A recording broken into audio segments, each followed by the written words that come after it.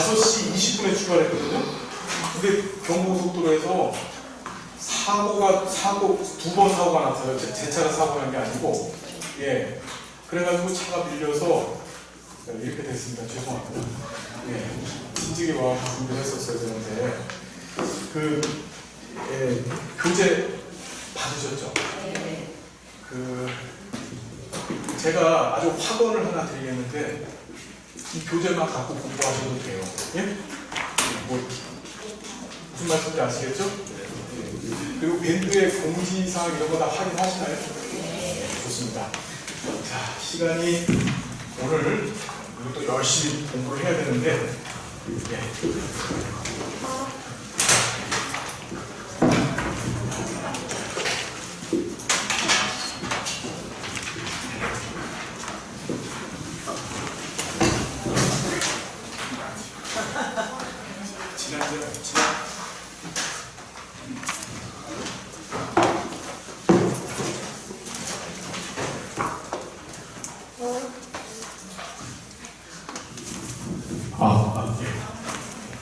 지난주하고 달라진 건 별로 없죠. 자, 공부를 많이 해오셨어요? 하셨어요? 안 하셨어요? 지난주에 그래도 하셨던 것들 조사문하고 기본적인 내용들 정리가 되셨나요? 자, 우리 하나 마음가짐을 좀 새롭게 합시다. 뭐냐면요, 여기 공부하시는 분들 중에 아이씨, 아직도 올해는 그냥 워밍업이야 생각하고 오시면 되잖아요. 올해 무조건 합격을 하셔야 되겠다는 생각 갖고 오신 거 맞죠? 네. 정말 부탁입니다. 저를 팔로우미 따라주시면서 지금 너무 하고 있는 거예요? 선생님, 물 붙였나요? 예, 그래서 제가 여러분들한테 드리는 말씀대로 제발 해 주셔야 되고, 1년이라는 시간도 아니고 조금만 노력하시면은 1급자리씩 취득하실 수 있습니다. 1급자리씩 뭐 대단한 거냐? 대단한 건가요? 아닌가요? 그렇게 대단한 거 아닙니다. 제가 밴드에도 그걸 올렸지만, 이게 여러분들이 사회복지사로서 내가 국가가 인정하는 가장 높은 고지에 올라섰다라는 증명서예요. 그죠? 그렇죠? 예. 이걸 준비하시고 나서 자격증을 취득하시면은, 그러면 또 다른 길들이 보여져요. 또 다른 목표를 세우실 수 있다는 얘기입니다. 이해되시나요? 무슨 얘기인지? 그러니까 과정 중에 행복하게 공부하시고 준비하시는 거예요. 이해되시죠? 교재는 제가 쓴 거 갖고 제가 이렇게 얘기하지만은, 이걸 믿고서 이 책만 보십시오. 아시겠죠? 그리고 공부하시면서 밴드에다가 질문을 해주시면은, 그러면 간단한 거 같은 경우에는 제가 댓글이나 또는 이제 게시판에다 다시 답을 드리고, 또 조금 복잡하고 더 심도 있는 이해가 필요하면은 저희 스튜디오 가가지고 녹화를 하겠습니다. 해당 부분을. 그래서 그 녹화된 자료를 올려드릴게요. 이해되시죠? 그래서 누가 더 열심히 공부하나 지금부터 테스트할 겁니다. 아시겠죠? 자, 오늘 뭘 할 거냐면은, 이제 순서대로 인간 행동과 사회 환경을 지난 시간에 안 했습니다. 이 행사의 기본적인 틀을 잡고 이제 교재를 통해서 그 내용을 전체적으로 비교해보는 시간을 가질 거예요. 인간 행동과 사회 환경, 우리 사회복지 기초 과목이죠. 기초 과목의 10번째 영역입니다. 사실 1급 시험을 보실 때 전체적인 분위기가 여기서 나와요. 뭐냐, 이 행사를 잘 봤다. 그럼 이제 어떤 일이 되겠냐면, 다음 시험들도 자신이 있어지는 거예요. 다음 과목. 근데 이 행사를 망치면 어떻게 되죠? 그 다음부터 이제 머릿속에 있는 것들도 다 줄줄줄 흘러내려서 그 좌절과 포기감에 마지막 끔찍한 3교시를 맞이해서 법제론과 정책론에서 중을 확 써버리고 끝내버리거든요. 이 행사는 하루 동안에 보는 1급 시험의 전체적인 분위기를 리드하는 그런 영역이고요. 그다음 두 번째는, 이 행사는 사회복지 실천 기술론하고 아주 연관이 깊어요. 그러니까 이 행사를 잘 모르면 실천 기술론을 할 수 있다 없다. 못해요. 실존기술론의 다양한 모델들이 다 인간행동과 사회환경을 기반으로 해서 만들어졌기 때문에 인행사를 못하면 실존기술론을 못합니다. 이 얘기 무슨 소리냐면 실존기술론에 있는 내용하고 인행사 내용이 서로 중복되는 게 굉장히 많습니다. 인행사 공부를 잘 해보시면 실존기술론 공부도 훨씬 유리하고 쉽다는 얘기예요. 그렇죠. 자, 인간행동과 사회환경.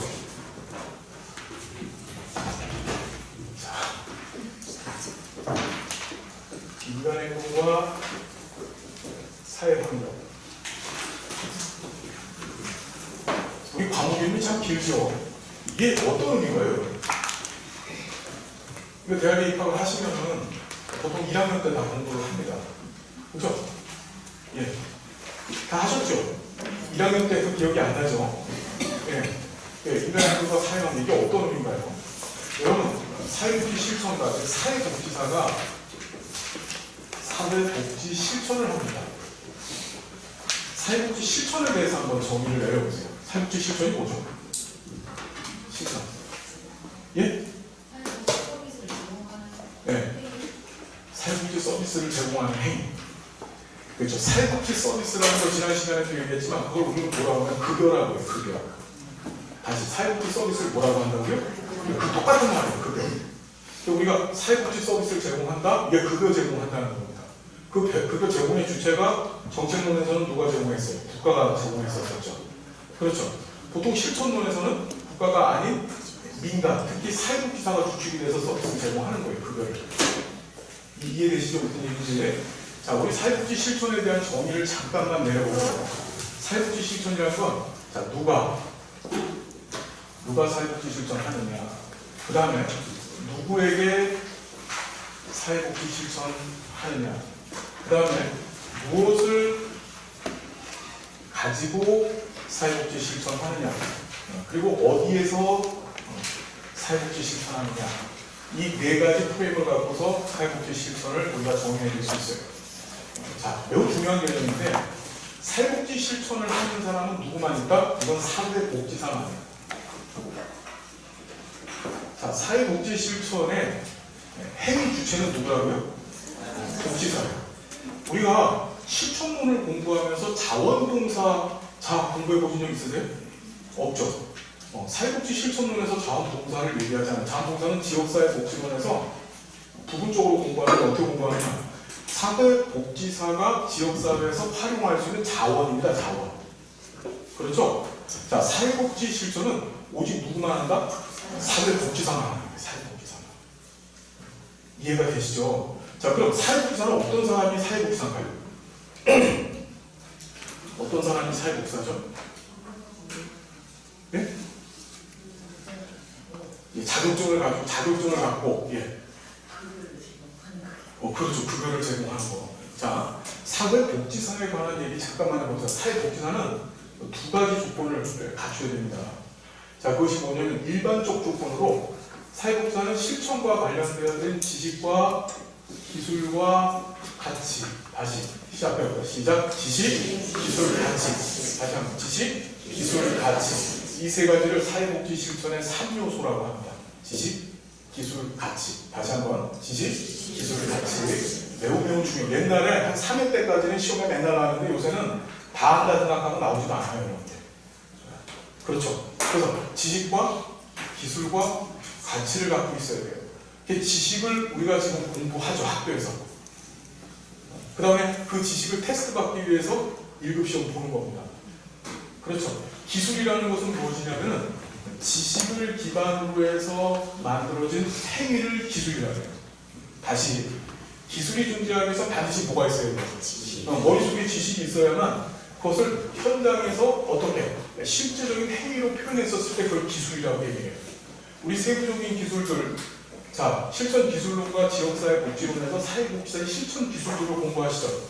그게 모델이에요, 모델. 실천 기술론 같더니 개인을 대상으로 한 기술부터 시작해서 개인, 가족, 집단, 그 다음에 지역사회 복지론 같더니 지역사회를 대상으로 한 실천 기술들을 다양하게 공부하고 실천 기술을 수행할 때마다 사회복지사의 각각의 역할, 어떨 땐 조력자로서의 역할을 하고 중개자로서, 중재자로서, 그렇죠? 무슨 말씀인지 이해되시죠? 공모자로서, 다양한 역할을 수행하는 거예요. 그러니까 그건 뭐가 있어야 된다. 지식이 있어야 지식을 행위로 표현하는 것이 바로 기술이다. 이해되죠? 자, 가치는 우리 무슨 가치 배웠어요? 지난 시간에 사회복지 실천의 이중가치 체계 배우셨죠? 뭐하고 뭐였죠? 인간의 인간의 존엄성과 사회적 배분 정의 기억 안 나요? 네.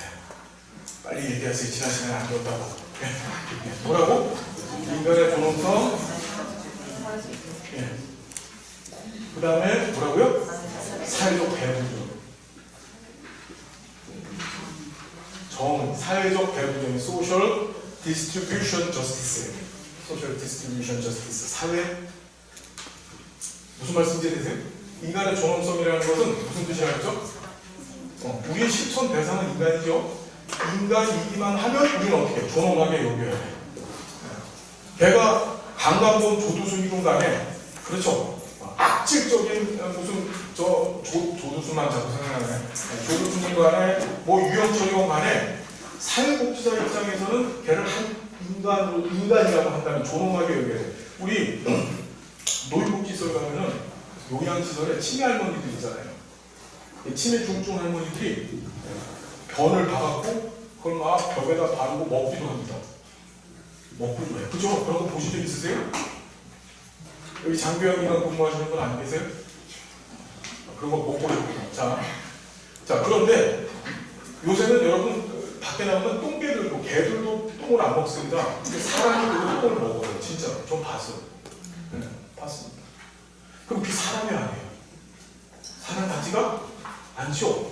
그런데 단 이유 하나 뭐죠? 그게 인간이라고 하는 이유 하나 때문에 그를 존엄하게 여기고 그것도 어떻게 우리가 사회복지 서비스 그거를 제공하죠. 이해되십니까? 우리 사회복지사라고 하는 이 사람들은 굉장히 다른 여타의 사람들하고는 다른 의식상태, 생각을, 그 가치를 갖고 있어야 돼요. 뭐냐, 범죄자를 놓고 예를 들어 유용철이를 만나놓고 유용철이한테 이 나쁜 놈아 난 너하고 상종 안 할 거야. 이게 다지가 아니에요. 우리는 아니고 그의 인생을 어떻게 변화시켜놓고 그를 기능적인 인간으로 바꿔놓는 게 우리의 뭐지? 실천 목적이에요. 그러니까 다른 생각을 갖고 접근하는 여러분들이 만나는 사람들이 다 어떤 사람들? 장애인, 노인, 전부 문제가 있는 사람들이잖아요. 세상 사람들 관점으로 보면 사람이 저 상대도 하고 싶지 않은 사람이야. 그런데도 불구하고 우리 인간의 존엄성이라고 하는 가치는 지난 시간에 공부했습니다. 좋으냐 나쁘냐에 관한 얘기를 했죠. 다른 사람들은 이거 나빠, 그건 잘못됐어 이렇게 얘기할 수 있지만 우리는 뭐라 그걸 놓고서 그건 좋은 거야. 인간이기 때문에 존엄하게 느껴야 돼 라고 하는 가치를 갖고 있어야 돼요. 말해야 돼요. 그렇지 못하면 사회복지를 못해요. 그것을 떠나면 이제 무슨 일이 벌어지냐면은 자꾸 피리수에 나오는 거예요. 이렇게 누가 돈만 생각하는 거예요.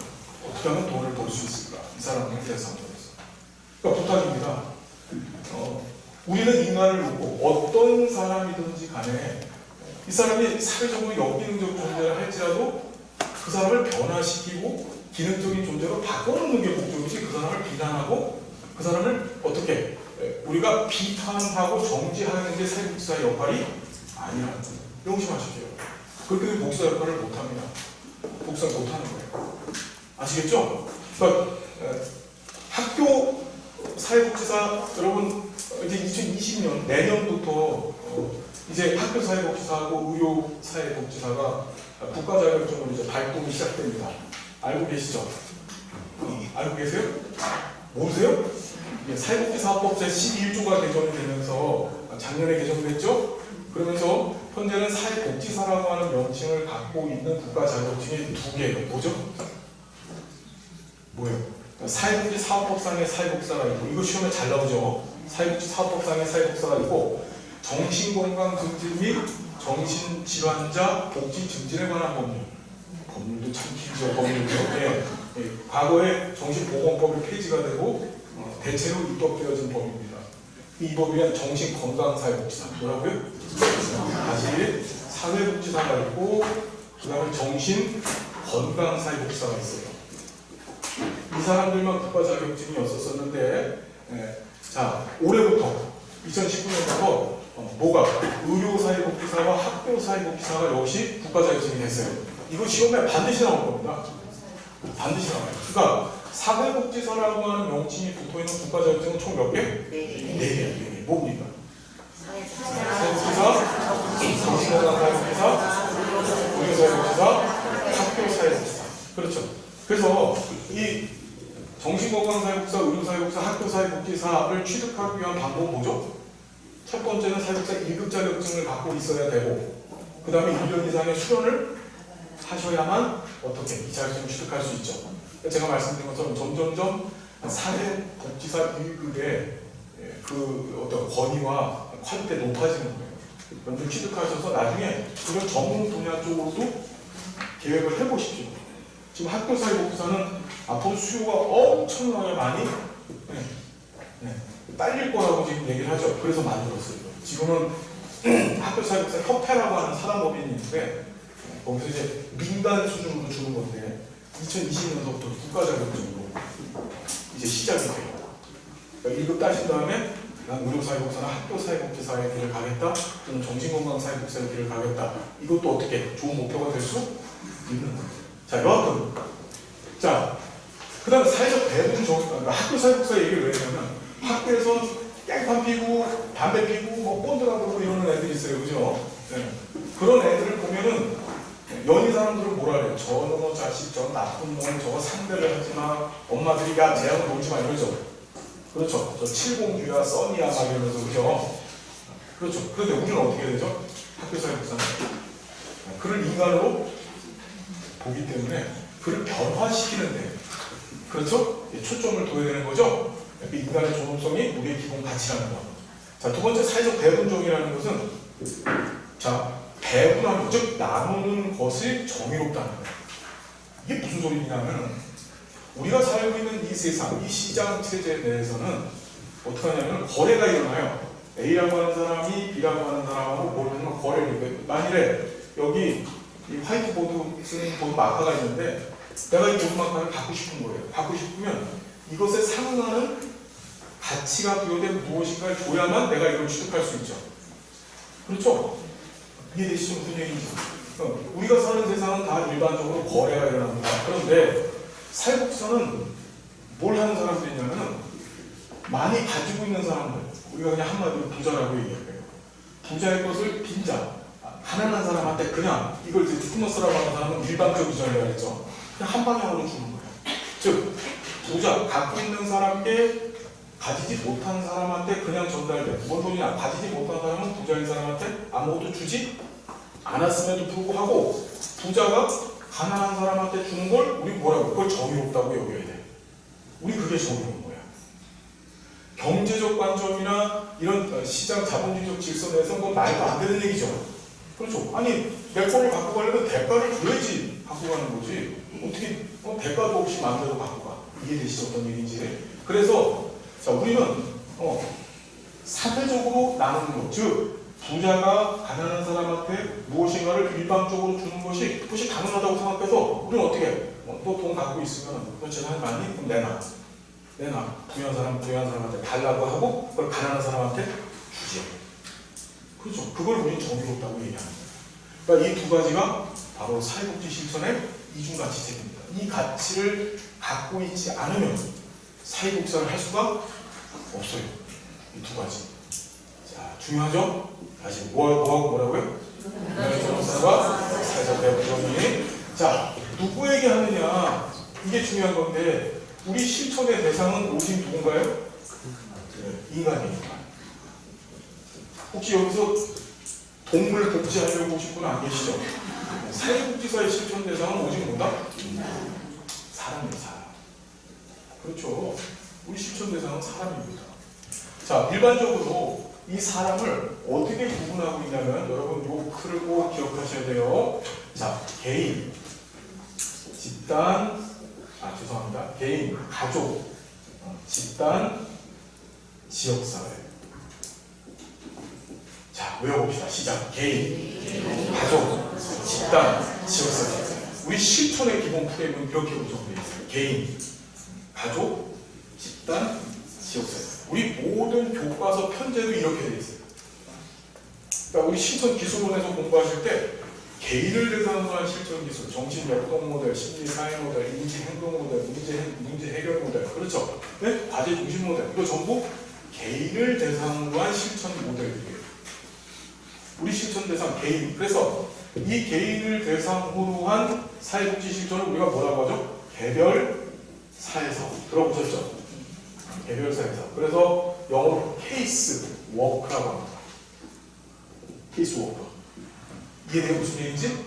그러니까 내가 전문적 사회복지사가 되고 싶다. 그래서 나는 개인을 대상으로 한 사회사업가가 될 수 있는 거예요. 케이스 워커가 되는 거예요. 케이스 워커가. 이해되시죠? 자, 실천의 첫 번째 대상은 누구라고요? 개인. 굉장히 중요해요. 자, 두 번째가 가족입니다. 가족. 자, 우리 실천 기술론에서 보면 가족 치유라는 거 배우셨죠? 그렇죠. 그래서 가족은 보통 가족 치료, 그러니까 family treatment 또는 family therapy라고 하는 표현을 사용해요. 가족을 대상으로 해서 사회복지 실천하는 사람들이 많아요. 요새 가족 치료사들이 있잖아요. 그죠? 우리가 실천 기술론 가니까 모델들이 등장합니다. 보웬의 다세대 전수 모델, 민누친의 구조주의 가족 치료 모델. 들어보셨죠? 예, 사티어의 병원주의 가족 치료 모델, 헤일리의 전략적 가족 치료 모델, 이런 거 들어보셨을 거예요. 그러니까 이런 사람들은 뭐 하는가? 가족을 실천의 대상으로 해서 가족한테 사회복지 서비스, 즉 급여를 제공하는 사람들이에요. 이 중에서 가족 대상 실천하고 하실 분들 계세요? 이런 일들. 그렇죠. 예. 자, 세 번째가 집단입니다. 집단. 자, 이걸 우리가 집단 사회사업이라고 하죠. 집단 사회사업. 그래서 그룹 워크. 뭐라고요? 그룹 워크라고 합니다. 그룹 워크. 자, 사회복지 실천에서 집단을 구성합니다. 이 충청도에서 굉장히 많이 발달을 한 게 뭐냐면 치료 레크레이션 프로그램이 이 천안 이쪽으로 해갖고 치료 레크레이션 협회도 이 천안에 본부가 있고 되게 유명한데, 여러분 사회복지사가 집단을 구성하죠? 모르세요? 지금 여기도 집단이야. 우리 이게 정확히 얘기하면 교육집단이라는 얘기를 해요. 예, 교육집단이라고 해요. 치료집단 안에 교육집단이에요. 이 집단. 우리가 집단을 구성하는 이유가 뭐죠? 사회복지 실천을 할 때 집단을 구성해요. 레크레이션 프로그램 한번 생각해 봅시다. 우울증을 앓고 있는 노인들한테 치료 레크레이션 프로그램을 제공을 해요.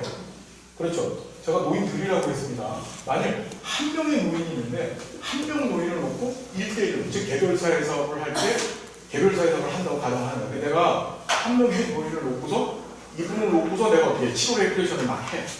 네. 그럼 뭐지 이게? 정신병이죠? 그렇죠. 무슨 말인지 되시죠? 네, 둘이 푸닥거리 하는 거예요.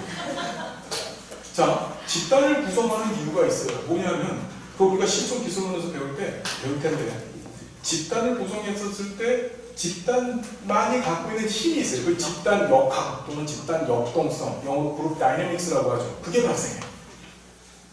이게 집단 역학의 대표적인 요소가 집단 응집력입니다.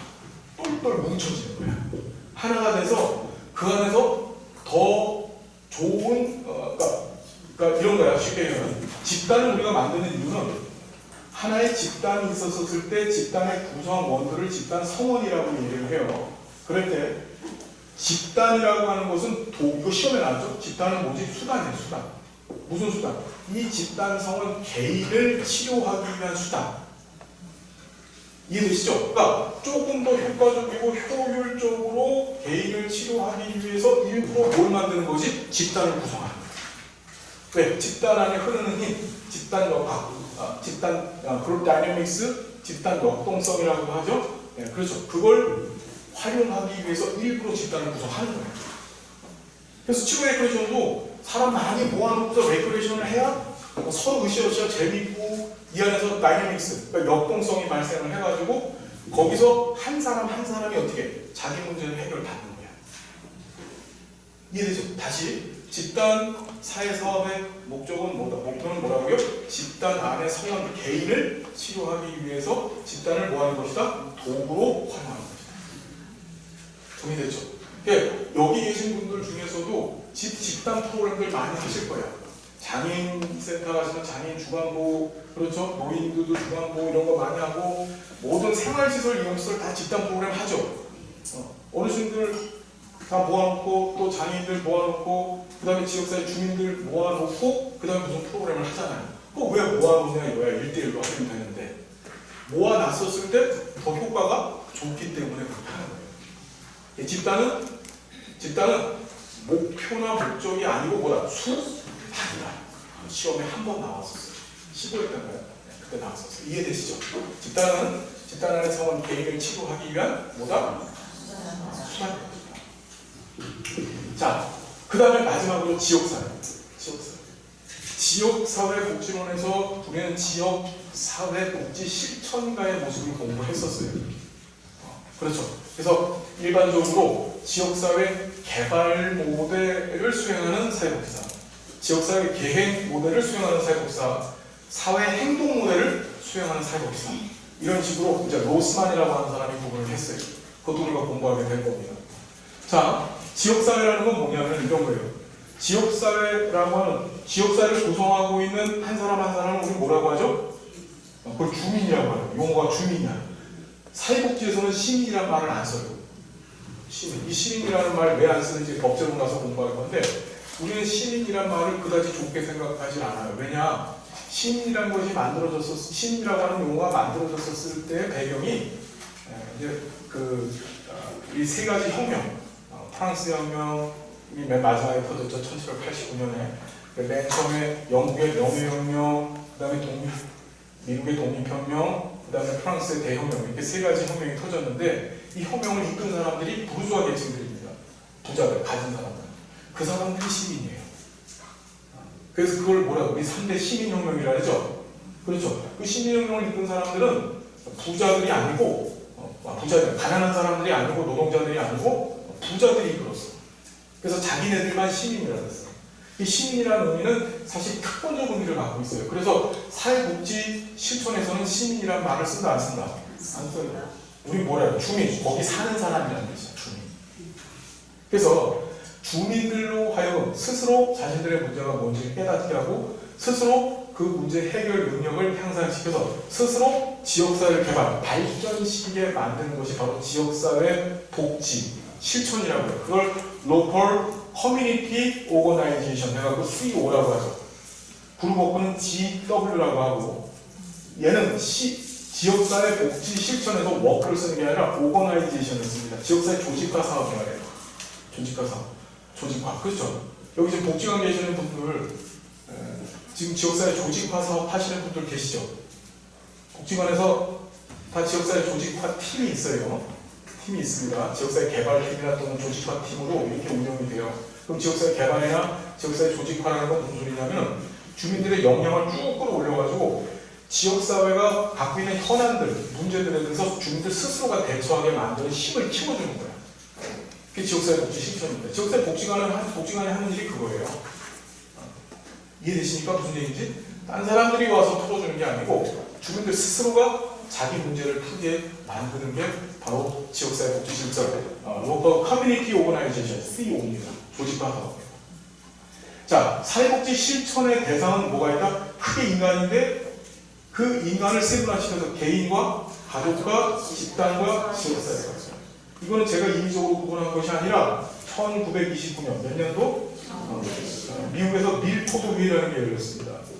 이 밀포도 회의라는 데서 처음으로 이 사회복지 실천의 인간 분류를 전문화시킨 거예요. 분류를. 그 당시에는 세 개로만 분류했어. 개인과 집단과 지역사회로. 그런데 우리는 어떻게? 지금 가족을 하나 더 넣어서 분류하고 있다. 우리 교과서 편제가 다 이렇게 돼 있어요. 여러분들 학교에서 이렇게 공부하셨어요. 다. 그때는 무슨 소리인지 몰랐겠지만 이렇게 돼 있습니다. 모든 교재가. 그렇죠? 학교 가니까 학교에서 우리 4년, 2년 동안 공부하시는 동안에 가족복지 공부하셨죠. 그렇죠? 그 다음에 케이스워크가 뭐냐면 대표적인 상담이에요. 상담. 기본적인 상담. 그렇죠? 그 다음에 인간행동과 사회환경에 관한 얘기도 실제적으로는 케이스워크에 관한 얘기를 공부하는 겁니다. 자, 그 다음에 무엇을 가지고 하느냐? 자, 사회복지 실천가가 갖고 하는 게 자기가 가지고 있는 가치 갖고 하는 거예요. 뭐 지식, 기술, 가치 갖고 해요. 본인이 갖고 있는 지식과 기술과 가치를 갖고 실천합니다. 하나 더 다시 지식과 기술과 가치를 갖고 뭘 한다? 사회복지 실천을 한다. 이해되시죠? 무슨 얘기인지? 그러니까 사회복지사가 갖고 있는 지식의 수준과 그 다음에 그가 가지고 있는 기술의 수준과 그 다음에 그가 가지고 있는 가치의 수준에 따라서 서비스의 질과 양이 전혀 딴판이 되는 거예요. 그러니까 되게 재밌는 게 뭐냐, 우리는 그래요. 아이까지 뭐 공부 안 하면 어때? 그 지식 체계가 안 생기죠. 기술은 지식을 기반으로 해서 만들어지는 건데. 그렇죠. 그러면 문제는 뭐냐면 클라이언트에게 제공되어지는 서비스의 질이 좋을까 안 좋을까? 안 좋은 거예요. 여러분 공부 많이 하시니까 여러분들이 한 사람의 인생을 바꿔놓는 사람들이에요. 진짜입니다. 예. 제대로 된 사회복지사를 만나면 클라이언트 인생이 풀어가 바뀌어집니다. 그런 케이스들을 많이 봤어요.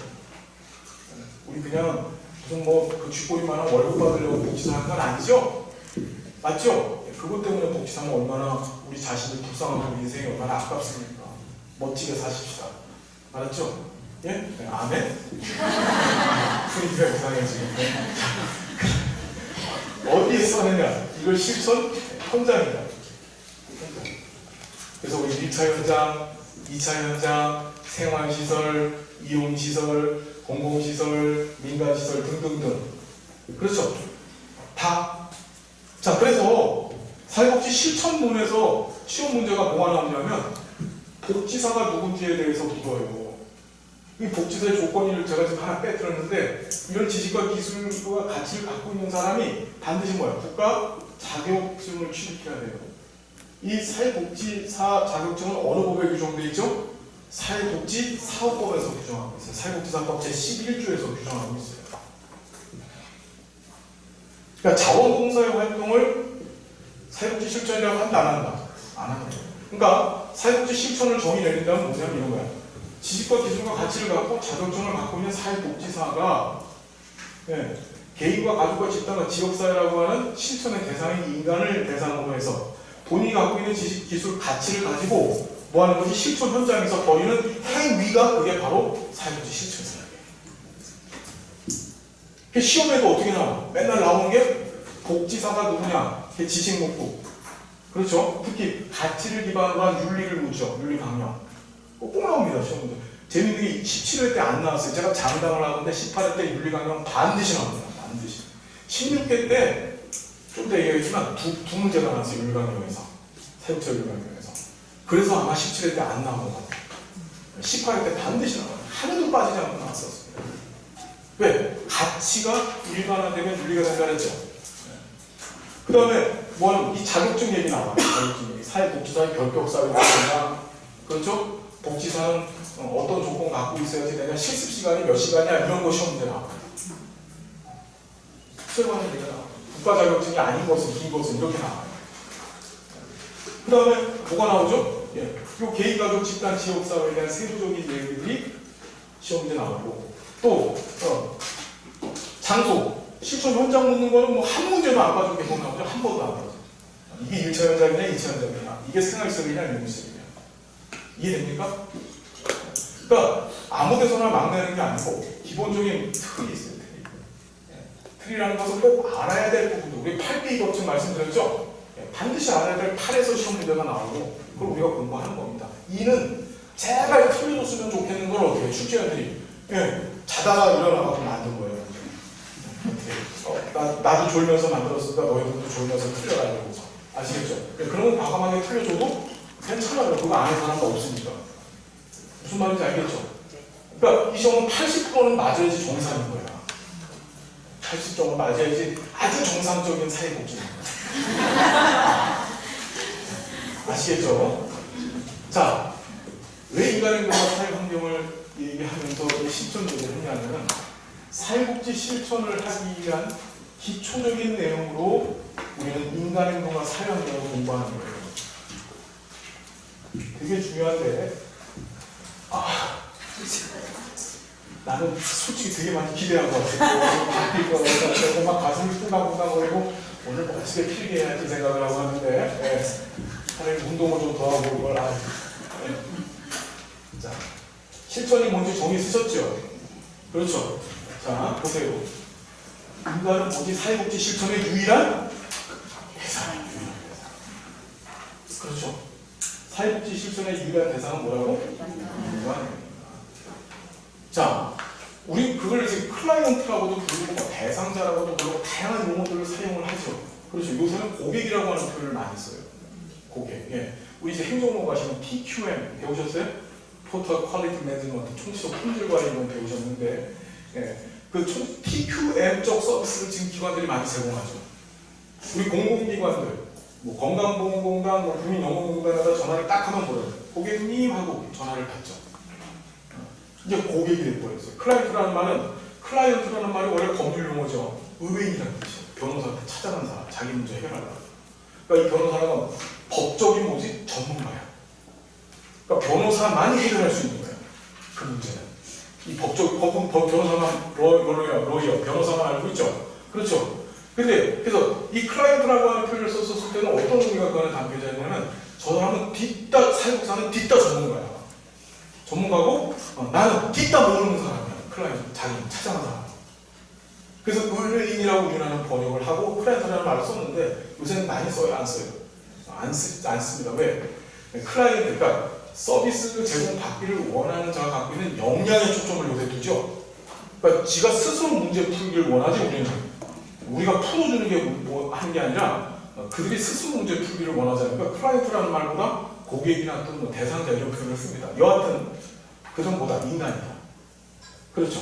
자, 우리 인간을 이해하기 위해서 인간의 행동과 상황경 공부합니다. 그런데 여기 행동이라는 말이 등장을 했어요. 사회복지사가 만나는 클라이언트들은 각자 뭐냐?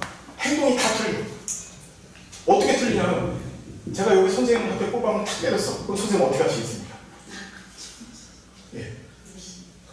같이 역사를 갖고 이제 저를 때리면, 예. 그러면 이제 쌍방 폭행이 되는 거죠. 폭행 또는 상해가 돼서 같이 경찰서를 가는 거죠. 그렇죠. 만약에 우리 총무님을 제가 한테 때렸습니다. 총무님 어떻게 하시겠습니까? 예. 이분은 이제 나한테 같이 역사를 잡잖아. 너 왜 때리니? 이러면서 차분하게. 예. 아마 지금 그렇게 말씀을 하셨어도 속으로는 가만 안 놔둔다 이렇게 하실 겁니다. 아마 시계를 풀고서. 예. 만일 제가 선생님을 한 대 때렸습니다. 어떻게 하시겠습니까?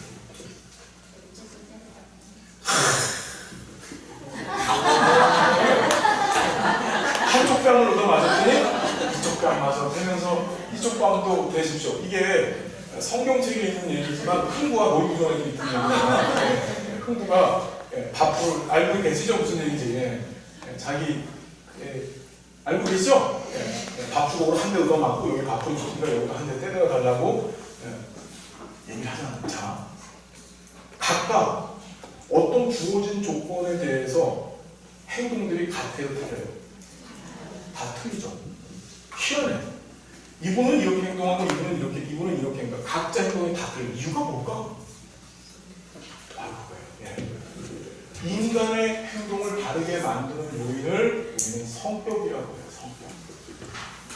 각각 자기만의 캐릭터, 성격이 있기 때문에 그 성격이 각각 다른 뭘 만드는 거지?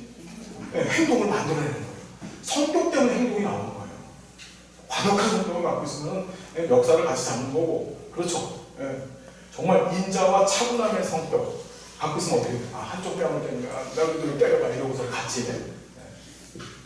자, 성격에 관한 얘기를 우리는 공부한다 안 한다? 공부해요. 인간의 행동과 사회환경의 첫 번째 대단원이 그래서 성격이론이야.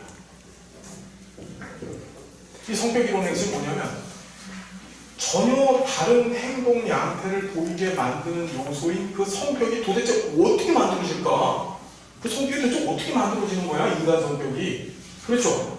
자, 그 성격이 만들어지는 요인을 놓고서 두 조건을 제시를 했습니다. 뭐냐면 성격은 태어날 때부터 지 부모과 닮아서 만들어지는 유전이 근거가 된다라고 얘기하는 사람들이 있었어요. 유전. 성격은 타고난 거예요. 그렇죠.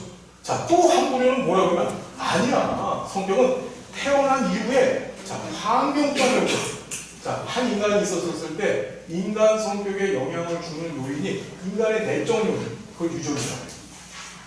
근데 바깥에서부터 뭔가가 들어와서 인간의 성격을 만들어. 그걸 외적 요인, 환경 또는 이걸 사대라고 해요. 이해돼요? 네. 이 두 부류가 갈려져고 서로 싼 거야. 내가 맞거든, 네가 맞거든. 이 유전적으로 강조했던 게 프로이트의 정신 분석 이론이에요. 그러니까 프로이트의 정신 분석 이론서부터 시작해서 정신 역동 이론 학파도 우리가 공부할 건데, 에릭슨의 심리사회 이론, 아들러의 개인 심리 이론, 융의 분석 심리 이론, 이게 전부 다 뭐다? 유전적 요인을 강조하는 거예요. 유전적 요인. 이해되시죠? 그랬더니만은 뭔 개똥 같은 소리냐? 유전 필요 없어? 아니야. 환경적 요인이 인간 성격 만드는 거야. 외적 요인이. 그게 행동주의예요.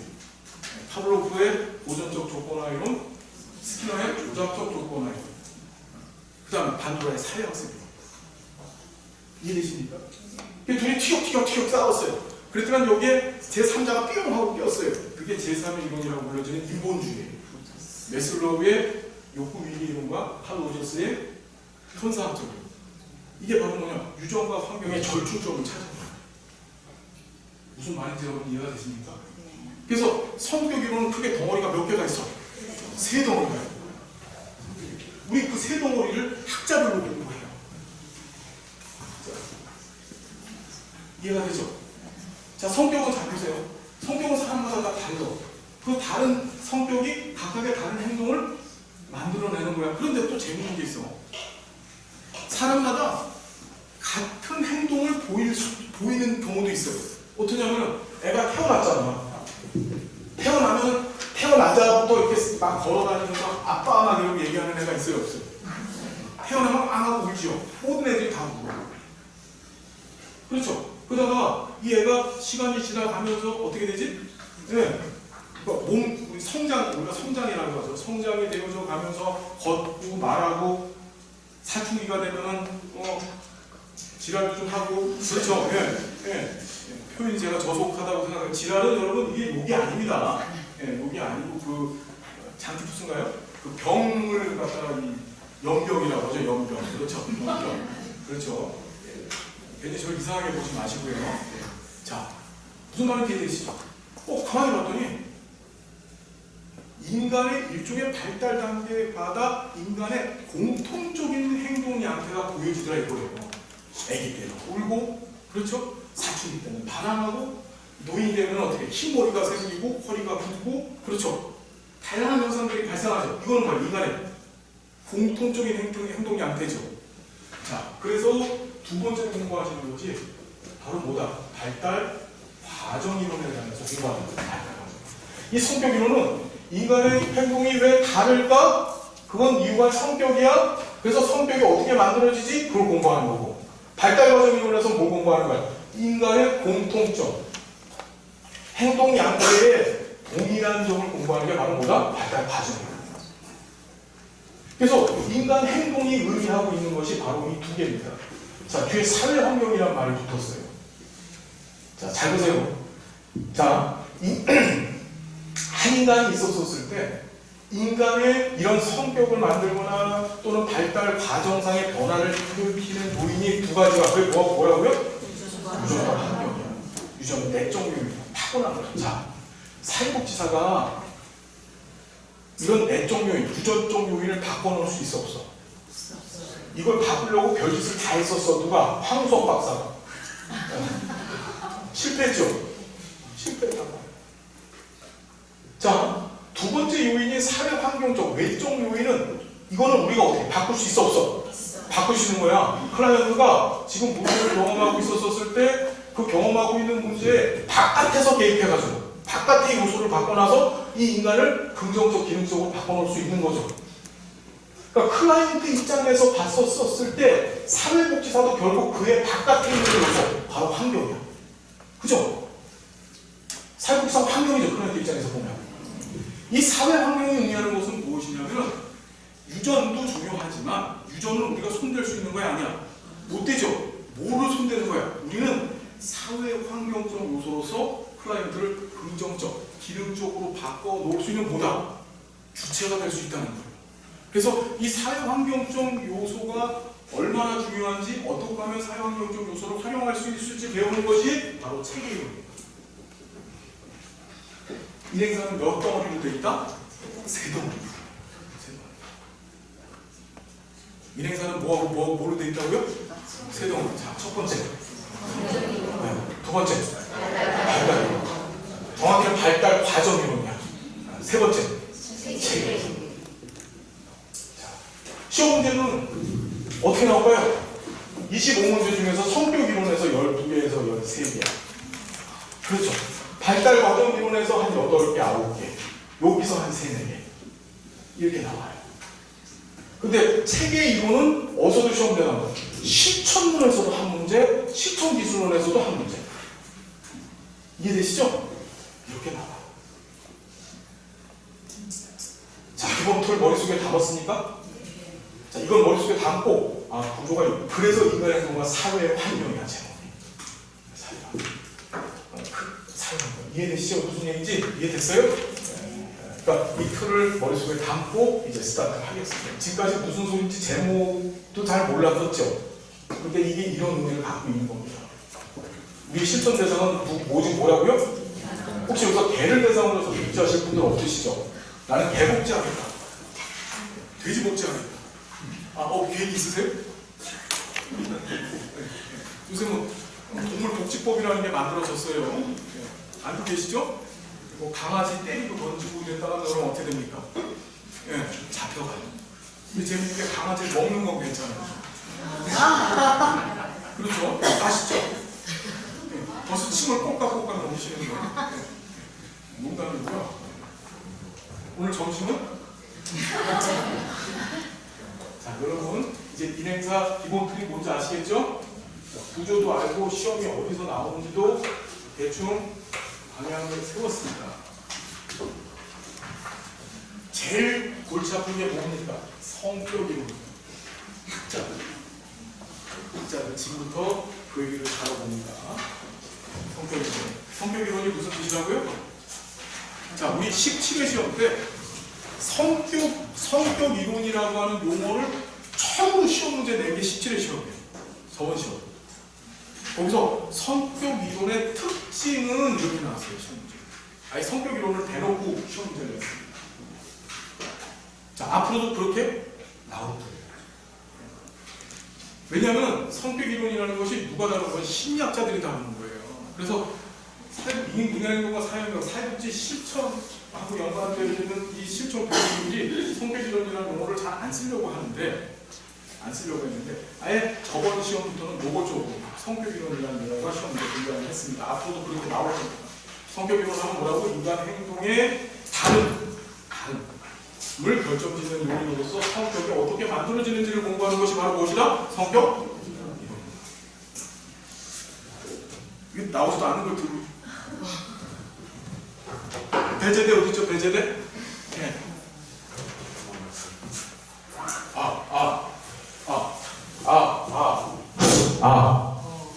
나오네요. 그죠? 네. 자, 지금부터 정리해 봅시다. 자, 성격 이론은 크게 세 덩어리가 있다. 첫 번째가 정신 역동 이론. 무슨 이론? 정신 역동. 얘네들의 초점은 뭐라고요? 성격 발달의 요인으로서 뭘 중요시했다? 유전에서 시작돼요. 타고난 거예요. 자, 정신 역동이라는 말. 자, 지금부터 우리가 용어를 조금 정리해 볼 텐데, 이거 좀 잘 보세요. 정신이라는 말과 유전이라는 말 이퀄 정신 이퀄 심리학. 다시. 자, 유전, 정신, 심리 똑같은 말이에요. 다시 유전, 정신, 심리. 그러니까 앞으로 유전, 정신, 심리라는 말이 들어가면, 그러니까 심리나 정신이라는 말이 들어가면 유전적인 요인을 인정했다 안 했다? 인정했다고 보는 거예요. 이해되시죠? 자, 두 번째, 사회는 이퀄 환경이야. 사회 이퀄 환경. 이건 뭐지? 외적 요인. 오케이? 그래서 사회 환경하는 외적 요인이야. 영향주는 외적 요인이야. 정리됐습니까? 자, 이 두 가지를 머릿속에 담고, 자, 정신 역동 이론이라는 건 뭐냐면, 자, 잘 봐요. 사람은 태어날 때부터 정신을 갖고 태어나는 거야. 정신을 갖고 태어나. 이 사람들은 뭐라고 해요? 태어날 때부터 정신을 갖고 태어났어? 태어날 때부터 정신을 갖고 태어났어. 근데 정신에는 어떤 구조적인 요소들이 있어. 그 구조적인 요소들이 서로 막 역동적으로 다이내믹하게 막 섞이고 부딪히고 막 뭉개지고 별짓들을 해. 그러면서 각각 다른 성격을 만들어낸다고 주장하는 게 정신역동이에요. 그 요소들을 누가 처음으로 창안해냈냐? 그게 프로이트예요. 그 요소가 뭐지? 원초와 자아, 초자예요. 원초와 자아, 초자가 누구는 원초화가 많고 자아가 조금이고 누구는 초자가 많고 자아가 조금이고 누구는 원초화가 조금이고 자아가 많고 무슨 말인지 되세요? 그 차이에 따라서 뭐다? 성격이 다 달라진다. 이해되세요? 그게 바로 정신역동이에요. 그래서 이 정신역동 이론의 창시자는 누굽니까? 자, 이거는 또 프로이트의 무슨 이론? 정신분석이에요. 프로이트의 무슨 이론? 정신분석이에요. 다시 프로이트의 무슨 이론? 시험 문제 어떻게 나왔냐면은 다음 중 정신역동 이론자가 아닌 사람, 이긴 사람. 우리 기출문제 올려놓고 계속 보고 계시죠? 그렇게 시험에 3번 정도 나왔어요. 앞으로도 계속 그렇게 나올 거예요. 그렇죠? 자, 아예 다 얘기를 합시다. 두 번째가 에릭슨. 뭐라고요? 에릭슨의 심리 3위. 아들러의 개인 심리. 융의 분석 심리. 자, 전부 무슨 자가 들어갔죠? 심리하고 정신자 들어갔죠. 그럼 뭐가 성격 형성의 기본적 요소를 하는 거예요? 그렇죠. 얘는 순수하게 정신만 들어갔어. 그러니까 얘는 딴 거 안 따져. 전부 유전적인 요인, 태어날 때부터 지 엄마나 아빠로부터 물려받은 원초화 본능이라고 불려지는 그 원초화가 성격 형성에 가장 중요한 역할을 한다고 주장하는 게 프로이트예요. 자, 그런데 에릭슨이 등장합니다. 에릭슨 심리 플러스 뭐가 등장했지? 사회라는 말을 처음 쓴 거야. 뭐야? 아, 에릭슨 프로이트의 제자가 아니에요. 네. 정확히는 프로이트의 딸이 안나 프로이트의 제자입니다.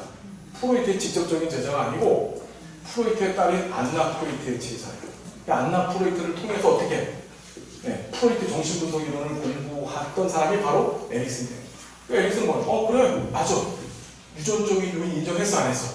했어. 그게 점성원리야. 제가 가서 공부할 겁니다. 점성원리. 모든 생명체, 유기체는 태어날 때부터 기초안을 갖고 있다. 기초안이라는 것은 뭐냐면 어떻게 태어나서 어떻게 죽을 건지에 대한 일종의 마스터 플랜을 갖고 태어나는 거야. 이해되세요? 우리는 내가 원하지도 않았는데도 불구하고 시간이 지나가면서 영아기, 유아기, 아동기, 청소년기를 차곡차곡 거쳐가고 있죠. 이유가 뭐지? 태어날 때부터 갖고 나온 내 기초안 때문에 그래. 그걸 점성원이라고 해요. 점진적으로 형성돼. 갑자기 태어나면서부터 아동이 되고 청소년이 되는 애는 없단 말이야. 태어나면서 영아기부터 시작해서 차곡차곡 한 단계 밟아나가야 되죠. 그래서 그게 점성원이에요. 그건 뭐지? 기반이에요. 유전이에요. 대신에 에릭슨이 프로이트하고 가장 큰 차이점은 뭐지? 뭘 인정한 거야? 환경적 요소가 영향을 준다를 처음으로 얘기한 정신역동이란 말이에요. 그래서 상황 속의 인간이라는 얘기를 하죠. 환경 속의 인간 또는 상황 속의 인간. 무슨 말인지 여러분 알겠습니까? 네. 그 다음에 얘도 뭡니까? 개인 심리잖아요. 아들은 지만 알아. 그래서 굉장히 개인적이야. 아들들은 지만 하잖아. 아들도. 그렇죠? 아들은 뭐만 한다고? 지만. 그래서 아들은 지만 한다. 그래갖고 어떻게? 개인 심리. 얘는 뭐라고 얘기하면 유전적인 거 인정해. 유전적인 거 인정했어. 그 심리자 들어와서. 근데 뭐냐면 여기도 앞에 개인자를 달았어. 프로이트하고 에릭슨은 인간의 공통점에다 초점을 뒀습니다. 공통점. 인간 성격이 발달되는데 이런 유전적 요소가 들어가면 다 이런 사람이 될 거야 라고 얘기를 했어. 그런데 아들러의 가장 큰 차이점은 뭐냐면 다 틀려. 창조적자라고 하는 개념을 사용하면서 뭔 얘기를 하냐면 사람마다 타고난 거는 어떻게 돼? 같지만 그걸 갖고 살아가는 양식, 그걸 행동 양식, 생활 양식이라고 했죠. 라이프 스타일. 그렇죠? 그래서 지배형, 획득형, 그 다음에 회피형, 사회적 유형형 이렇게 네 가지를 나눴죠. 예, 그래서 그 생활 양식이 다 틀려. 즉 개인적으로 다 틀리다라고 해서 위에 있는 두 학자랑 틀린 자기 이론을 제시한 거예요. 됐습니까? 됐죠? 자, 융이에요. 융. 어느 나라 사람이에요? 이게 독일 사람이에요. 칼 구스타프 융이죠. 그렇죠. 프로이트가 융을 뒷다 좋아했어요. 프로이트는 유대인인 거 아시죠, 여러분? 이 정신역동 이론 학파의 이 창조주가 바로 누구야? 프로이트인데 이게 다 프로이트 제자입니다. 아들러도 제자인데 아들러하고 프로이트가 사이가 되게 나빴어요. 근데 프로이트는 융을 뒷다 좋아했습니다. 난 네가 너무 좋아. 진짜 미치도록 좋아해. 왜 좋아했냐? 프로이트는 유대인이었었는데 당시 유대인들이 대접을 받았어요? 못 받았어요? 못 받았었죠. 그러니까 프로이트는 자기가 만든 정신 분석 이론 체계가 자기가 죽고 난 뒤에는 다 소멸돼서 없어질 것이다. 왜? 제자들이 전부 유대인이야. 얘도 유대인이고 얘도 유대인이야. 전부 다. 고민을 하고 있었는데 그때 갑자기 독일 사람이 탁 나타난 거야. 당시에 주류 계층인 이 독일 사람이 쭉 나타나고 내가 당신의 제자가 되겠습니다. 그랬더니 얼마나 좋았어. 아주 이 융을 갖다가 그냥 대접을 해줬습니다. 그런데 융이 어떻게 했지? 프로이트를 배신하는 거예요. 여러분 삼성전자에서 연구원으로 일하는 사람이 중국 기업으로 넘어갈 때는 배신할 때 그냥 넘어갑니까? 뭘 갖고 나가지? 다 갖고 나가요. 그렇죠. 배우시겠지만 융이론은 프로이트 이론하고 거의 90% 싱크다. 뭐라 하지 이걸? 같아요. 자 봐요. 프로이트는 정신 분석이지 얘는 분석 정신하니까 미안해. 그러니까 정신하고 똑같은 말이 심리야. 그래서 분석 심리야.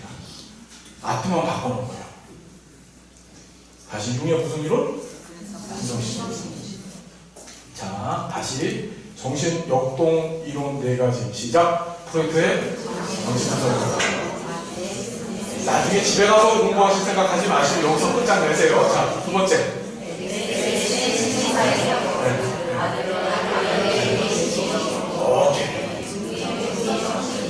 그렇죠. 자, 그랬더니 이때 뭐가 됐냐면 행동주의자들이 등장해요. 행동주의는 뭐라고 얘기하냐면 야, 프로이트 너 정신을 자꾸 얘기하고 앉아있는데 태어날 때부터 그래. 정신 갖고 태어났어. 그래서 네 말대로 머릿속에 원초와 초자가 있다. 자, 그거 MRI로 찍으면 나오냐? 당신 뭐 MRI는 없어서 이건 제가 하는 얘기입니다. 예. 그래서 너 이거 찍어보면 나오냐? 나와요, 안 나와요? 여러분들 머리 사진 찍어보면 머리 위 사진에 원초와 이만큼, 자 이만큼 게 나와요? 안 나오죠. 증명할 수 있어요. 그래서 이론들이 많은 거예요, 얘네들이. 정신 역동 이론의 학파들이 많고 서로 대립되어질 수밖에 없었던 것이 입증이 안 돼요, 입증이.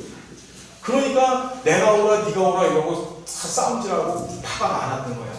자, 이때 누가 등장하면 스키너라고 하는 아저씨가 등장해요. 미국 사람이에요. 굉장히 실용주의적인 사람이죠. 보여지지 아니하고 입증될 수 없는 인간 정신을 연구하는 자체가 무모한 짓이다라고 얘기를 하면서 프로이트를 아주 대놓고 깝니다. 너는 과학자가 아니라 철학자라네, 철학자. 사이언티스트가 아닌 필라소피야, 필라소피. 무슨 말인지 되세요? 그러면서 인간 행동은 뭐지? 보여지는 거예요. 인간 행동은, 자, 우리 단일사회 연구에서도 행동의 정의를 공부할 텐데, 인간 행동이라는 것은 눈으로 관찰할 수 있어야 되고, 그것이 몇 번 했는지 측정할 수 있어야 되고 또 뜯어 고칠 수 있어야 되고 수정할 수 있어야 되고 이 세 가지 요소를 갖고 있었을 때 사회학적 관점에서 행동이라고 하는 거예요. 행동은 뭐라고? 다시 세 가지. 관찰. 눈으로 봐야 돼. 얘가 이렇게 움직이고 이렇게 움직이는 걸 눈으로 볼 수 있어야 되고 그 다음에 얘가 이걸 몇 번 하는지 내가 이걸 이렇게 세 번 움직였는지 이렇게 세 번 움직였는지를 어떻게 횟수를 헤아릴 수 있어야 돼. 측정할 수 있어야 되고 그 다음에 뜯어 고칠 수 있어야 돼. 못 고치면은 행동이 아니에요. 그래서 관찰하고 측정하고 수정 가능한 인간 행동만을 갖고 연구하자. 그럼 그것이 어떻게 성격하고 연관되어지냐면 자, 스키너는 이렇게 얘기를 해요. 인간의 어떤 특정 행동이 있었을 때 이 특정 행동을 자꾸 반복하는 거예요. 똑같은 짓을 계속해. 그걸 우리가 강화라고 하죠. 그러니까 강화는 스키너는 강화라는 얘기를 하고 그 다음에 반도라는 자기 강화라고 하는 용어를 썼어요. 이거 뒤에 가서 공부하겠지만 스키너는 꼭 제3자, 즉 바깥에서 누군가가 특정 행동을 반복하게 만들어야 된다고 얘기했고, 반도라는 지 스스로도 지 행동을 반복할 수 있게 할 수 있다고 얘기했어요. 그게 차이점이에요. 지금 무슨 소리인지 몰라도 돼요. 여러분, 자, 특정 행동을 자꾸 반복하면 이 반복되어진 행동이 뭘 만드는 거야? 습관을 만들고 습관이 성격을 형성한다라고 주장을 하는 게 바로 행동주의자들이야. 아침에 자꾸 일찍 일어나면 일찍 일어나잖아요. 그럼 일찍 일어나는 습관이 생겨. 그럼 얘는 뭐야? 부지런한 성격을 갖게 되는 거야. 이해되죠? 무슨 얘기인지. 그래서 이거 주장했던 사람이 누구냐? 행동주의 대표적인 파블로프도 공부하겠지만 파블로프도 합시다. 파블로프도 시험에 한 2번 나왔으니까 파블로프의 고전적 조건알기 뭐예요 여러분? 그 스키너의 조작적 조건알기. 마지막으로 반두라의 사회 학습. 여러분 여기에 정신이나 또는 심리라는 말이 들어가야 안 들어가요? 안 들어가죠. 행동주의자는 유전적 요소를 인정한다 안 한다? 기본적으로 스키너는 안 했어요. 행동주의자의 대부라고 불려진 스키너 안 했는데 이 반도라는 조금은 인정했어. 조금은 인정했어. 뒤에 가서 공부하겠지만 기본 베이스는 뭐야? 안 하는 거야. 심리정신이라는 용어를 아예 안 쓰는 거예요. 다시 행동주의 논가 시작. 누구? 파블로프의 고전적 조건이에요. 그 다음에 스키너의 조작적 조건. 세 번째가 반도의 사회. 정리됐죠? 자, 세 번째가 인본주의가 등장합니다. 무슨 주의? 인본주의는 유전도 인정했어. 메슬로우도 유전 인정했습니다. 그 메슬로우가 뭐라냐면 인간은 태어날 때부터 선하다 이렇게 얘기하죠. 선천적으로 선하다. 그 유전이야, 그치? 이해되세요? 유전 인정해서 안 했어? 했어. 그러면서 동시에 인간의 삶은 개방적으로 변화되어질 수 있다라고 얘기해요. 인간은 자신의 자아실현의 요구를 충족시켜주는 방향으로 어떻게? 자아실현이 요구 5단계 중에 가장 상위에 있는 요구죠. 그 자아실현의 경향성을 갖고 어떻게? 자신을 더 발전적이고 긍정적인 방향으로 바꾸는 쪽으로 어떻게? 인간은 나아갈 수 있다고 얘기합니다. 즉 유전적인 요소, 환경적인 요소 두 가지 다 강조한 거야. 학자가 2명 등장해. 메슬로우의 욕구 위계이론, 그다음 칼 로저스의 현상. 자, 이게 학자가 다냐? 여기까지만 하면 좋은데 요 사이에 하나가 수업하고 낍니다. 인지 발달이론가, 인지이론가 끼는 거야. 인지이론. 여러분, 사람은 자기가 인지한 것에 기반해서 행동하지요. 그렇죠. 그러니까 인지이론하고 행동주의는 사실 서로 이렇게 엮어서 상호 알려지고 있어요. 이 인지이론을 별도로 공부하게 되는 거예요. 우리는 이 인지이론 안에 누가 들어가죠, 여러분? 그 유명한 피아제. 그렇죠? 피아제 어디 사람이에요? 네? 피아제. 모르세요? 모르세요 진짜? 피아제 대전 사람이에요. 대전 사람. 이분들이 모르시. 피아제 엄마가 피아제를 가졌어. 갖고서 길을 이렇게 가고 있었어. 근데 돌이 굴러오는 거야. 그때 뒤에 든 사람이 돌 피아제, 충청도사 돌 피아제라고 얘기했더니 어떻게 한 거야? 피했어. 그래서 살았어. 그 다음부터 어떻게? 이건 피아제라고 한 거야. 피아제, 돌 피아제. 아시겠죠? 재밌게 지금 쓰고 있어요. 충청도 대전 이렇게 쓰고 있어요. 이 사람 스위스 사람입니다. 스위스 사람이죠? 그래서 피아제가 인지 발달 이론을 제시하고, 그 다음에 콜버그라는 사람 등장하죠. 작년에 요번 시험에 콜버그 문제가 하나 나왔었어요. 콜버그의 도덕성 발달 이론. 그죠? 도덕성 발달 이론. 총 6단계. 전인수적 발달 단계, 인수적 발달 단계, 후인수적 발달 단계 안에 다시 세부적인 2단계씩 갖고 그게 문제 나왔죠. 일단 이게 성격 이론과 다다. 많아요, 적어요? 하나도 안 많아. 하나도 안 많아. 그래서 프로이트 정신분석, 에릭슨 심리사회 이론, 자, 일단 기본 틀을 머릿속에 담아야 돼요. 이렇게 총 4덩어리를 담아놔야 돼요. 4덩어리. 학자와 이름을 다 기억해 말아야 돼요. 시험에 아주 3번 나왔어요. 학자, 얘는 무슨 이론에 속하는 사람이냐. 그렇죠? 얘 이론의 이름은 뭐냐, 이렇게. 자, 아주 단순한 걸 물었는데도 많이 틀려요. 왜? 기본기가 안 맞춰져 있어서 그래요. 얘네들은 전부 성격 이론입니다. 성격 이론은 뭘 얘기하는 거다? 인간 성격의 다름의 이유를 찾는 거예요. 왜 성격이 다른가? 그렇죠? 네. 이해되시죠? 왜 다른 행동을 하게 되는 그 요인이 성격이 어떻게 만들어질까를 연구하는 게 바로 성격 이론가들이에요. 됐습니까, 여러분? 네. 자, 오늘부터 쉬는 시간 5분입니다. 10분에서 5분으로 줄었어요. 5분만 쉬시고서 빨리 들어오시죠. 오늘 진도 엄청 나가야 돼요. 예.